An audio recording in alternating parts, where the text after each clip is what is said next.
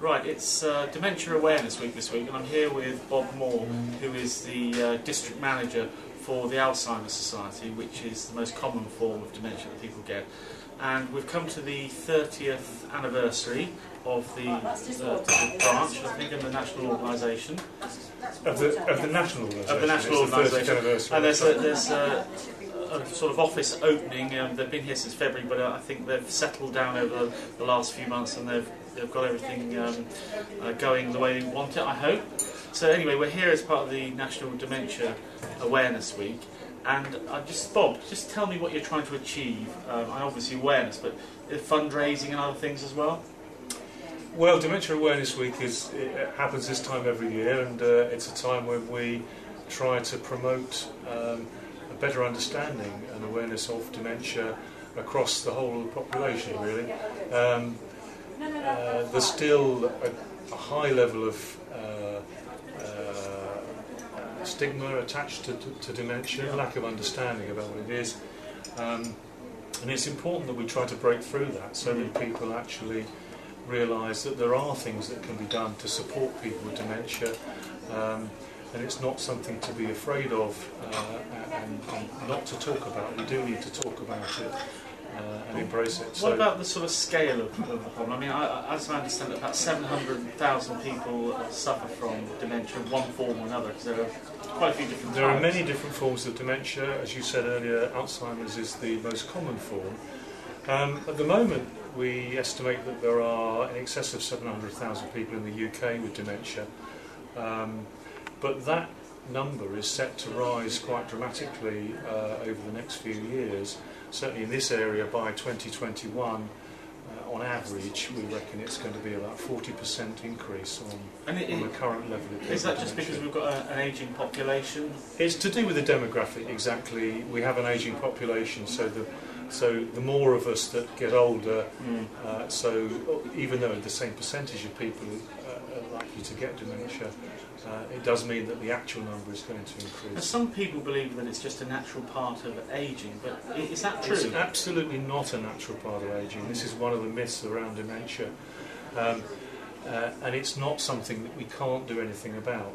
It's terribly important that people seek help at an early stage if they've got any concerns. The chances are it won't be dementia, but they should seek help. They should go to their GP. One of the problems at the moment is that we still only have a rate of about 30% of people getting a diagnosis of dementia, and that means that for the other 70% of people, they're not getting specialist support, they're not getting information, they're not getting access to services. They don't have the opportunity to access some of the things that we do and other organisations provide. So that has an impact on their quality of life. As I understand it, there's actually no cure, but there are drugs that can help people, and also the things you eat and drink can help as well, as I understand it. Yes, I mean, there's a lot of... certainly, one obvious form of dementia that's worth mentioning, I guess, is vascular dementia, which is closely linked to coronary heart disease, of course. So, in the same way as if we're looking after our heart, we're conscious of things like smoking and what we eat and drink and so on, and exercise and all those sorts of things are obviously going to have an impact on the likelihood of our getting vascular dementia. But there is no cure. As you say, although research is being done, and we hope that in a few years' time there won't be any need for organisations such as ours. At the moment, that still seems quite a long way off, I think. There have been some quite high-profile cases of dementia in the news fairly recently. I think, was it John Suchet, his wife, yes, struggling with dementia. Yeah. And it's the impact really, it's the impact on the person obviously, but also those around the person, the people that care for people with dementia.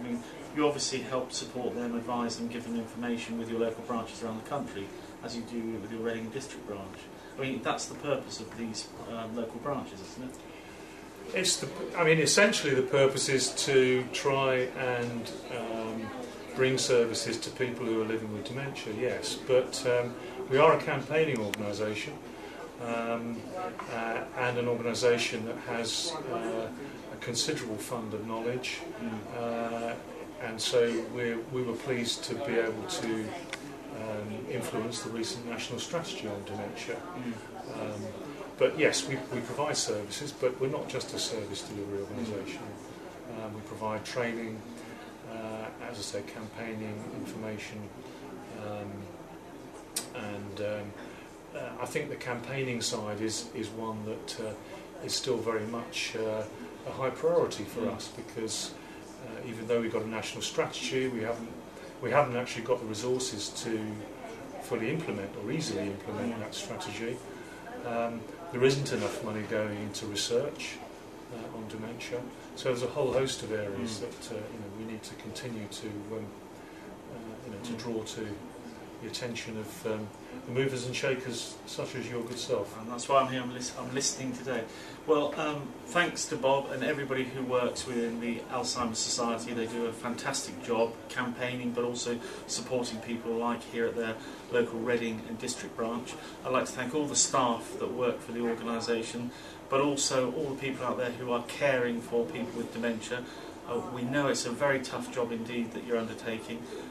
It's great that we've got organisations like the Alzheimer Society and events like the Dementia Awareness Week to really try and give people the awareness that there are things around that can support them, that can help them. Yes. Yes, that's right. Some things that are a little bit different. And mindful of the fact that elections, and I think we need to find a way, whilst we